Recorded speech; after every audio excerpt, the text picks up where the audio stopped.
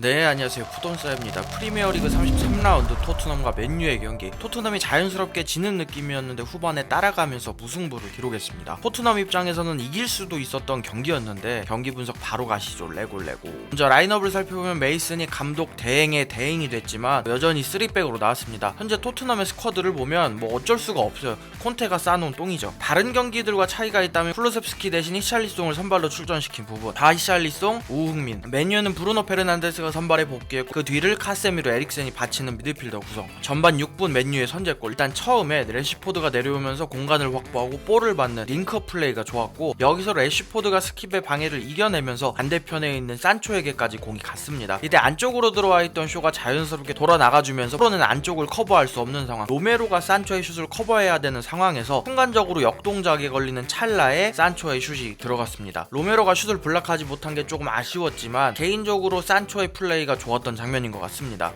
공격적으로 가장 크게 콘테 체제와 달라진 점을 뽑자면 페인이 내려와서 볼을 뿌려주고 전방에서는 시알리송과 손흥민 선수가 침투하는 부분. 전반 43분 맨유의 두 번째 골. 역습 상황에서 부페가 한 번에 레시포드 앞쪽으로 패스를 보내는데 이게 역습핀을 먹이면서 바운드가 죽는 패스를 보냈고 그로 인해 레시포드가 편하게 공을 잡고 다이어와 1대1 상황. 일단 레시포드를 측면으로 밀어내는 다이어의 수비 자세는 괜찮았습니다. 근데 레시포드와의 간격이 조금 떨어지면서 레시포드가 치고 나가자 간격이 그냥 벌어졌습니다. 다이어가 발이 빠른 선수가 아니다 보니까 그냥 자연스럽게 벗겨지면서 실점. 본인의 스피드를 생각했다면 조금 더 가까이 타이트하게 붙었어도 될 것 같아요. 어차피 안쪽으로 치고 들어오는 건 커버를 하는 동료들이 있었기 때문에 이제 생각해보면 다이어가 레시포드한테 쉽게 뚫리는 건 큰 실수는 아닌 것 같아요. 어떻게 보면 당연한 느낌? 다이어의 기량을 생각해본다면. 전반전은 맨유가 경기를 주도하면서 확실히 토트넘의 전술적인 문제가 그대로 드러났습니다. 수비 라인 앞 공간, 중원에 대한 문제인데 이 공격과 수비 사이 공간을 너무 많이 내줬어요. 당장 산초 득점만 봐도 해당 공간이 뚫리면서 산초에게 공이 전달됐고 그 이후로도 비슷한 장면이 나왔습니다. 해당 공간이 뚫리면 수비수들이 움츠릴 수밖에 없고 그럼 자연스럽게 측면 공간이 열리고 중원을 2명으로 구성하면서 생기는 문제들인데 그러다 보니까 측면 지역에서도 계속해서 숫자 싸움에 밀리는 상황에 나왔습니다. 사실 이 문제는 시즌 초반부터 꾸준히 나온 문제인데 전혀 해결이 되질 않네요. 반면 맨유는 이런 문제가 노출되지 않았죠. 수비 라인 앞에 카세미로가 딱 자리 잡고 커버를 해주니까. 그래도 후반에는 토트넘이 공격적으로 몰아치면서 이런 문제가 덜 나왔습니다. 이 문제를 조금이라도 덜 보려면 토트넘이 주도권을 가지고 경기를 해야 돼요. 후반 54분 토트넘의 첫 번째 골. 히샬리송이 안으로 들어오면서 완비사카를 끌고 갔고 그러면서 페리시치 쪽으로 크게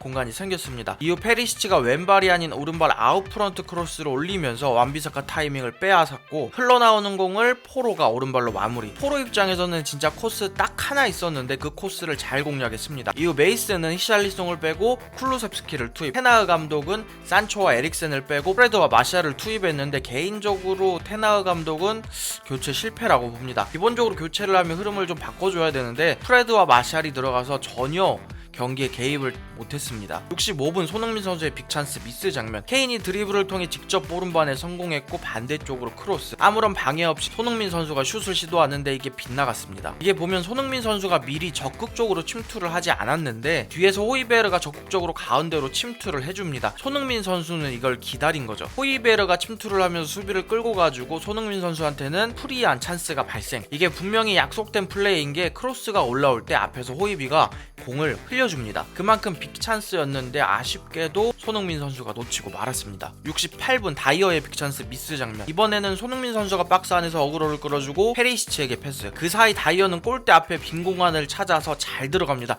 이 움직임은 진짜 너무 좋았어요. 페리시치의 크로스도 정확하게 올라왔는데 이게 너무 좋았나? 다이어의 헤더가 빗나갑니다. 물론 기록상으로는 손흥민 선수와 같은 빅찬스 미스 한 개일 뿐이지만 이 찬스는 진짜 너무 좋았거든요. 그냥 맞추면 골, 그냥 머리에 맞추면 골 이런 느낌이었는데 아쉬웠습니다. 이렇게 토트넘이 후반에는 몰아치자 테나흐 감독은 다시 한번 교체를 가져갑니다. 완비사카와 안토니 오른쪽 라인을 다 빼고 말라시아와 베오르스트를 투입. 그리고 메이스는 포로, 페리시치 양쪽 윙백을 다 빼고 단주마와 벤 데이비스를 투입하면서 포백으로 전환.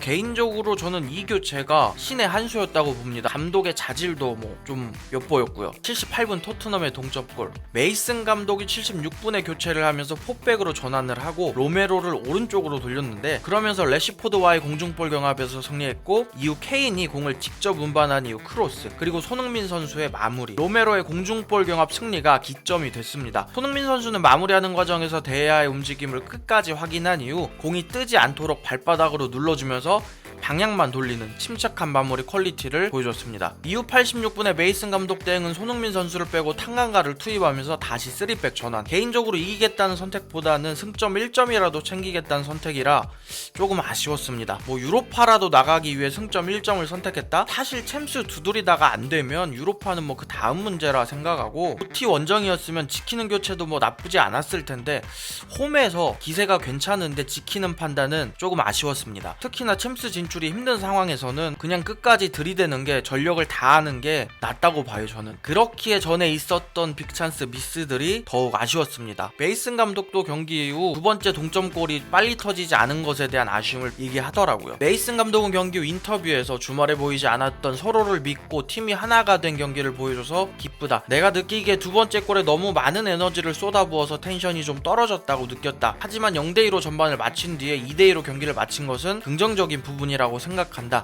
라고 하면서, 손흥민 선수가 하프타임 이후 라커룸에서 분노한 게 좋은 영향을 줬다고 했는데, 내용을 보면 손흥민 선수가 전반전 이후 라커룸에서 우리도 두 골 넣을 수 있어 라고 하면서 약간 화를 냈다고 하네요. 해당 경기에서 나온 손케듀의 활약은 단일 선수 최다 어시 기록이라고 합니다. 해리 케인이 손흥민 선수한테만 24개의 도움을 기록해줬다고 하네요. 이렇게 무승부라서 더 아쉬운 토트넘과 맨유의 경기였고, 반면 뉴캐슬이 에버튼을 이기면서 토트넘과의 승점은 8점 차이로 벌어졌습니다. 토트넘의 다음 경기는 5월 1일 오전 12시 반 리버풀 원정입니다.